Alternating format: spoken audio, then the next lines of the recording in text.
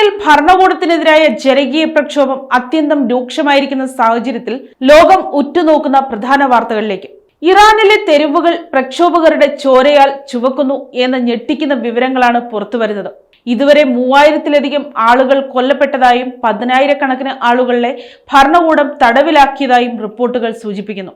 ടെഹ്റാനിലെ ആകാശം പോലും ഇപ്പോൾ അടച്ചിട്ടിരിക്കുകയാണ്. വിമാന ഗതാഗതം നിരോധിച്ചുകൊണ്ട് ഇറാൻ ഭരണകൂടം ആകാശവാതിലുകൾ കൊട്ടിയടയ്ക്കുമ്പോൾ താഴെ തെരുവുകളിൽ സ്വാതന്ത്ര്യത്തിനായി ദാഹിക്കുന്ന ജനക്കൂട്ടം മുദ്രാവാക്യങ്ങളുമായി ഇരമ്പുകയാണ്. അമേരിക്കൻ ഐക്യനാടുകളിൽ നിന്ന് പ്രസിഡന്റ് ഡൊണാൾഡ് ട്രംപ് നൽകിയ ശക്തമായ മുന്നറിയിപ്പാണ് മറ്റൊരു പ്രധാന വാർത്ത. പ്രക്ഷോഭകാരികളെ തൂക്കിലേറ്റാൻ ഇറാൻ ഭരണകൂടം മുതിർന്നാൽ അമേരിക്കയുടെ ഭാഗത്തു നിന്ന് അതിശക്തമായ നടപടികൾ ഉണ്ടാകുമെന്ന് അദ്ദേഹം താക്കീത് നൽകിയിരിക്കുന്നു. സഹായം വഴിയെ വരുന്നുണ്ട് എന്ന ഉറപ്പ് നൽകിക്കൊണ്ട് ഇറാനിയൻ ജനതയോട് പ്രക്ഷോഭം തുടരാനും സർക്കാർ സ്ഥാപനങ്ങൾ പിടിച്ചെടുക്കുവാനും ട്രംപ് ആഹ്വാനം ചെയ്തു.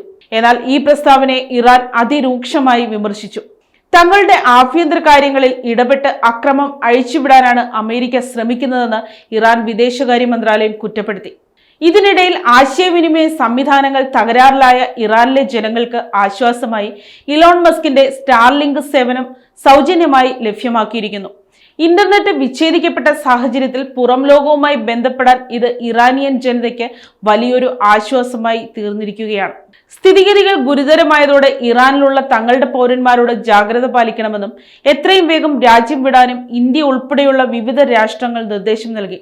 ഇന്ത്യൻ വിദേശകാര്യമന്ത്രി എസ് ജയശങ്കർ ഇറാനിയൻ വിദേശകാര്യ മന്ത്രിയുമായി ഫോണിൽ സംസാരിക്കുകയും സ്ഥിതിഗതികൾ വിലയിരുത്തുകയും ചെയ്തിട്ടുണ്ട്. 26-കാരനായ ഇർഫാൻ സോൾട്ടാനി എന്ന യുവാവിനെ വധശിക്ഷയ്ക്ക് വിധിച്ചുവെന്ന വാർത്തയും വലിയൊരു ആശങ്കയോടെയാണ് ലോകം കേട്ടത്. News desk, Kottarakkara media.